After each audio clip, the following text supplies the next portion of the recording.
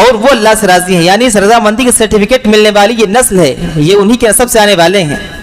لیکن آخر وہ کیا وجوہات ہیں، وہ کیا ایسے عوامل ہیں جن کو وہ صحابہ کرام کر رہے تھے اور وہ بلندی کے منازل طے کر رہے تھے، اور وہ کون سے ایسے وجوہات ہیں جن کو ترک کرنے کی وجہ سے، چھوڑ دینے کی وجہ سے آج اسی قوم کا بچہ یا اسی امت کا ایک فرد پریشانی اور زبوحالی کا شکار ہے۔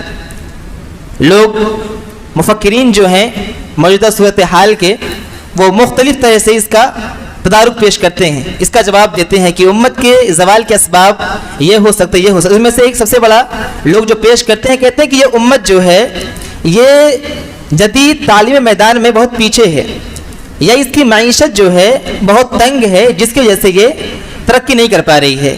یہ بہت ثانوی چیز ہے، بہت آخر کی بات ہے۔ حقیقی معنی میں اگر ہم جائزہ لیں گے تو معلوم ہوگا کہ چاہے خلافت عباسیہ ہو، خلافت عثمانیہ ہو، یا اس طریقے سے سقوط غرناطہ اور سقوط ادلس، آپ دیکھیں گے تو ادلس تو علم کے میدان میں سب کا باپ تھا۔ اس وقت یورپ وہاں پر جا کر کے علم حاصل کیا کرتا تھا۔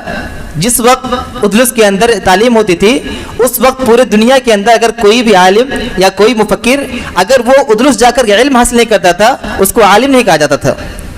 اور ایسے ہی آپ دیکھیں گے خلافت عباسیہ کے زمانے میں 800 سال تک اس نے حکومت کی، اور رفتہ رفتہ ایسی صورتحال ان کی بگڑتی گئی کہ ایک معمولی سی وحشی قوم، جنگلی قوم، تاتاری، منگول، یہ بدترین ایک بلند ترین قوم پر غالب آ جاتی ہے۔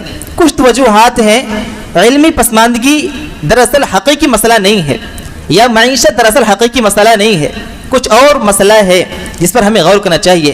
ہم جب قرآن و حدیث کی روح سے معائنہ کرتے ہیں، جائزہ لیتے ہیں، تو چند عوامل اور چند اسباب کھل کر کے سامنے آتے ہیں، جو معلوم ہوتا ہے کہ حقیقتاً یہی ریزنز اور یہی اسباب ہیں جو امت مسلمہ کے زوال کے باعث بنے ہیں۔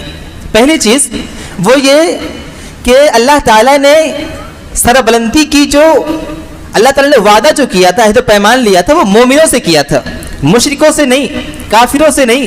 اللہ تعالیٰ نے فرمایا وَلَا تَهِنُوا وَلَا تَحْزَنُوا وَأَنْتُمُ الْأَعْلَوْنَ إِن كُنتُم مُؤْمِنِينَ، کہا سربلند تم ہو، ان کنتم مومنین، شرط یہ لگائی اگر تم مومن رہو گے، مشرک نہیں، کافر نہیں، اگر مومن رہو گے تو سربلند رہو گے۔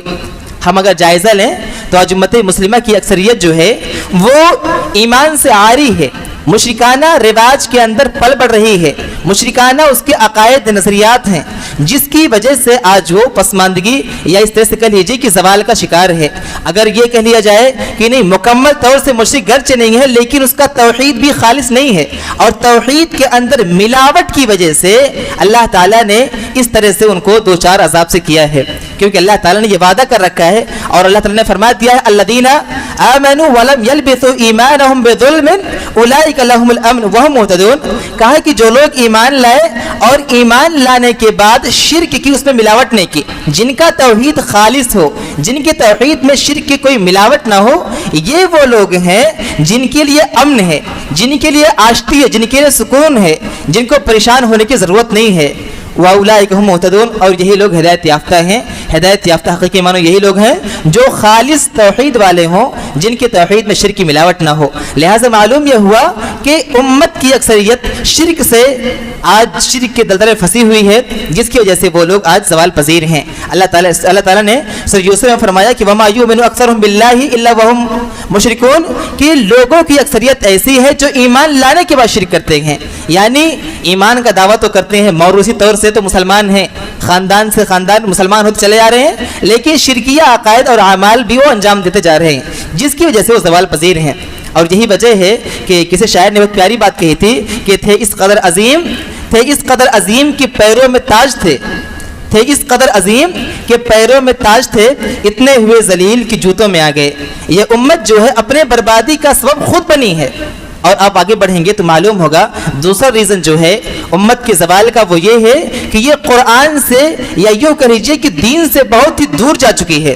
اس کے زندگی کے اندر دین کی کوئی حیثیت نہیں ہے، کوئی اہمیت نہیں ہے، یا برائے نام ہے، بس فارمیلٹی کے طور پر ایک رسمی طور سے ان کی زندگی کے اندر دین باقی رہ گیا ہے مسلمان کہلانے کے لیے۔ اور یہ ایسی چیز ہے کہ قرآن کے تعلق سے اللہ تعالیٰ نے فرمایا یہ اتنی عظیم کتاب ہے، یہ اتنا عظیم شے ہے کہ بندہ کا اگر اس سے تعلق ہو جائے تو گویا کہ یہ اللہ سے اس کا تعلق جوڑ دیتا ہے، اور اللہ رب العالمین کی طاقت کوئی اندازہ نہیں لگا سکتا۔ آج پوری دنیا کے اندر، صرف ہندوستان کی بات نہیں، پوری دنیا کے اندر جس طریقے سے مسلمانوں کے اوپر ظلم و جور کو روا رکھا جاتا ہے جائز، اور جس طرح سے لوگ جائز ظلم و ستم کرتے ہیں، اس کا ریزن یہ ہے، لوگوں کو غالب آنے کا ریزن یہ ہے کہ انہوں نے ایک بہت طاقتور کتاب سے اپنا رشتہ توڑ لیا ہے، اور اس کتاب سے رشتہ توڑنے کی وجہ سے بہت طاقتور رب جس سے بڑا طاقتور کوئی نہیں ہے، اس سے رشتہ لوگوں کا ٹوٹ چکا ہے۔ نبی کریم صلی اللہ علیہ وسلم نے ایک حدیث کے اندر ارشاد فرمایا اور 3 سوال کیا صحابہ کرام سے، کہا کہ کیا تم لوگ گواہی دیتے ہو اس بات کی کہ اللہ کے علاوہ کوئی معبود برحق نہیں؟ کیا تم لوگ یہ گواہی دیتے ہو کہ میں اللہ کا رسول ہوں؟ پھر اس کے بعد پوچھا وسلم نے کہ کیا تم لوگ یہ بھی گواہی دیتے ہو کہ یہ قرآن اللہ کی جانب سے بھیجی ہوئی کتاب ہے؟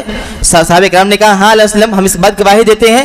اللہ کے نے فرمایا کہ فابشروا، پھر میں تمہیں خوشخبری سناتا ہوں، تم خوش ہو جاؤ، تمہارے لیے مزدہ ہے کس بات کا کہ یہ جو کتاب ہے اس کا ایک سرا اللہ کے ہاتھ میں ہے اور دوسرا سرا تمہارے ہاتھ میں ہے۔ اب اندازہ لگائیں کہ جس کتاب کا جو کتاب براہ راست اللہ سے تعلق برقرار کر دے، کیا اللہ سے تعلق ہونے کے بعد دنیا کی کوئی طاقت اس کو زیر کر سکتی ہے؟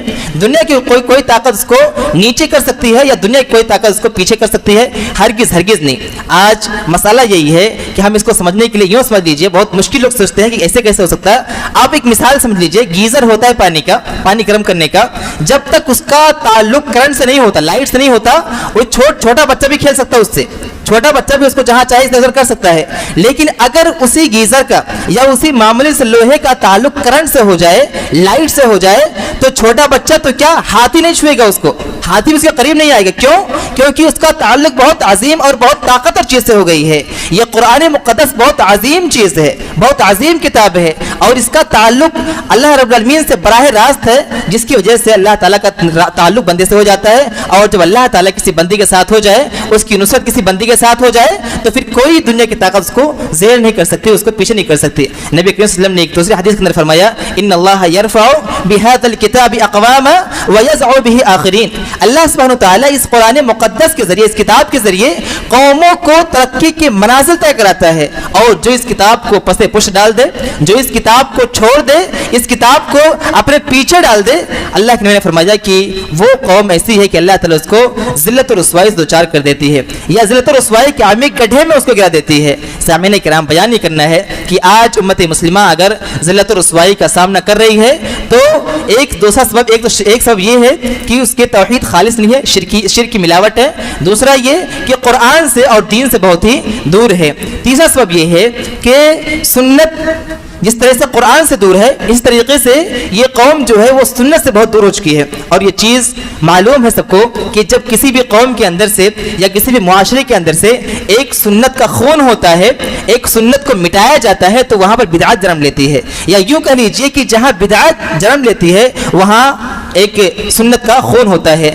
آج امت مسلمہ کے اندر آپ دیکھیں گے کہ مختلف رسم و رواج دینی اعتبار سے رائج ہیں اور پنپ رہے ہیں، جڑ پکڑ رہے ہیں، لیکن لوگ اس پر معمولی سمجھتے ہیں کہ اس میں ہوتا کیا ہے، اس میں برا ہی کیا ہے، کرتے ہوئے جا رہے ہیں، منمانی کرتے ہوئے جا رہے ہیں۔ یہ بھی نبی کی مخالفت کرنا یا سنت کی مخالفت کرنا یا بدعات کو فروغ دینا، یہ بھی اتنا قبیح عمل ہے، اتنا برا عمل ہے کہ اللہ تعالیٰ نے فرمایا کہ اگر تم نبی کی مخالفت کرو گے، سنت کی مخالفت کرو گے، تو یاد رکھو کہ اللہ تعالیٰ اس بات کا تم انتظار کرو کہ اللہ تعالیٰ تمہیں کسی دردناک عذاب سے دوچار کر دے، یا تمہیں کسی برے عذاب میں مبتلا کر دے، یا تمہیں آزمائش میں ڈال دے۔ سامعین کرام، ہمارے معاشرے کے اندر آج سنت کا فقدان ہے، ہمارے معاشرے کے اندر آج سنت کا فقدان ہے، جس کی وجہ سے آج امت مسلمہ زوال پذیر ہے اور ذلت و رسوائی کا منہ دیکھ رہی ہے۔ ایسے ہی آپ کو معلوم ہوگا کہ غزوہ احد سن 3 میں جو پیش آیا، آپ اس میں دیکھیں گے کہ ایک مقدس جماعت، صحابہ کرام کی ایک مقدس جماعت ہے، جس کے تعلق سے اللہ تعالیٰ نے فیصلہ کر دیا ہے کہ وہ اللہ سے راضی، اللہ ان سے راضی۔ لیکن اللہ کا جو اصول ہے نا کہ نبی کی مخالفت کرنے والا وقتی طور پر ہی صحیح نقصان سے دوچار ہونا ہی ہونا پڑتا ہے۔ غزوہ احد دیکھیے، صحابہ کرام کی مقدس جماعت ہے، نبی کریم صلی اللہ علیہ وسلم نے کہا تھا کہ پہاڑی سے نہیں اترنا جب تک میں تمہیں حکم نہ دے دوں۔ صحابہ کرام نے اجتہادی غلطی غلطی کی, دیکھا کہ نہیں اب تو جنگ جیت چکے ہیں, اب کیا کرنا ہے, کہ فائدہ کیا ہے, چلو ہم بھی مال سمیٹ لیتے ہیں. ان کی نیت کے اندر کوئی گڑبڑ نہیں تھی, ان کی نیت اس طرح نہیں تھی کہ چلو ہم اب جنگ کے پاسے پلٹنے والے ہیں, بس اجتہادی غلطی ہوئی کہ جب تو جنگ جیت چکے ہیں اب کیا ضرورت ہے, ضرورت نہیں ہے. اس وجہ سے وہ جیسے ہی پہاڑ سے نیچے اترتے ہیں جیتی ہوئی جنگ ہار میں تبدیل ہو جاتی ہے. تو کہنا یہ ہے کہ جہاں پر بھی نبی کریم صلی اللہ علیہ وسلم کی مخالفت ہوگی وہاں مصیبت سے دوچار ہونا پڑے گا. آج ہمارا معاشرہ اگر مصیبت سے دوچار ہے, آج امت مسلمہ اگر پریشان زبوحالی کا شکار ہے, تو کہیں نہ کہیں اس کے اندر یہ چیز بھی کار فرما ہے کہ ہمارے سماج اور معاشرے کے اندر سے سنت ختم ہوتی جا رہی ہے اور بدعت فروغ پاتا جا رہا ہے, بدعت کی جڑیں مضبوط ہوتی جا رہی ہیں. ایسے ہی آج چوتھا جو ریزن اور سبب ہے امت مسلمہ کے پسماندگی کا یا تنزل کا یا پیچھے رہ جانے کا, وہ ہے دنیا سے محبت. اور وہ حدیث بہت مشہور حدیث ہے, نبی کے صلی اللہ علیہ وسلم نے پیشین گوئی فرمائی تھی کہ ایک ایسا زمانہ آئے گا کہ دنیا کی ساری قومیں تمہارے اوپر ایسے ٹوٹ پڑیں گی جیسا بھوکا دسترخوان پہ ٹوٹتا ہے. ایک دوسرے کو دعوت بلا رہے ہوں گے, آؤ تم بھی آؤ تم بھی آؤ. صحابہ کرام نے پوچھا وسلم کیا ہم لوگ اس دن کم ہوں گے؟ اللہ نے فرمایا نہیں, تم زیادہ ہوگے, لیکن تمہاری حیثیت خش و خاشاک کیسی ہوگی, تمہاری حیثیت بس بہنے والے پانی کے ساتھ میل کچیل کی مانند ہوگی. سامعین کرام, اور اس نے فرمایا آگے کہ دشمن کے دل سے اللہ تعالیٰ تمہارا خوف نکال دے گا اور تمہارے دل کے اندر وہن پیدا کر دے گا. صحابہ کرام نے پوچھا رسول اللہ وہن کیا چیز ہے؟ نبی کریم صلی اللہ علیہ وسلم نے فرمایا کہ وہن یہ ہے کہ حب دنیا و کراہیت الموت, دنیا کی محبت اور موت کو ناپسند کرنا. آج امت مسلمہ کی اکثریت دین کو بس اسی حیثیت تک محدود کر دی ہے کہ بس جمعہ نماز پڑھ لیا, یا کسی کا انتقال ہو گیا جنازہ پڑھ لیا, عید کا بقرعید کا دن آیا جا کر کے 2 رکعت نماز پڑھ لی, دین مکمل. اس کے علاوہ کچھ اور اس کو نہیں سوچتا ہے. 5 وقت نماز کے لیے کہا جائے نہیں ممکن ہے, فجر کے لیے اٹھنے کو کہا جائے نہیں ممکن ہے. علماء کوئی ذمہ داری ہے کہ بولتے رہے ٹھیک ہے, لیکن عملی جب میدان میں قدم رکھنا ہوتا ہے تو ان کو یہ چیز سمجھ میں نہیں آتی ہے. لہٰذا یہ وہ چیزیں ہیں کہ جو ہمارے سماج اور معاشرے کے اندر بہت تیزی سے پھیل رہی ہیں. اور دنیا کا جو مثال ہے, کسی نے بہت پیارا دیا تھا کہ دنیا کی مثال ایسے ہے کہ انسان کے آنکھ پر پردہ ڈال دیتا ہے. مال کے پیچھے انسان ایسا بھاگتا ہے کہ بالکل پاگل اندھا, کچھ دکھتا نہیں اس کو مال اور پیسے کے علاوہ. اور مثال دیا کہ ایک آدمی ہے, اگر اپنے آنکھ کے اوپر 2 روپے کا یا 1 روپے کا اگر وہ ڈال دے, سکہ رکھ دے, تو سامنے اس کو کیا دکھے گا؟ کوئی سکہ ہی دکھے گا نا سامنے اس کے آنکھ کے. آج اسی طریقے سے امت مسلمہ نے اپنے نگاہوں میں اس دنیا کو بسا رکھا ہے, رچا رکھا ہے.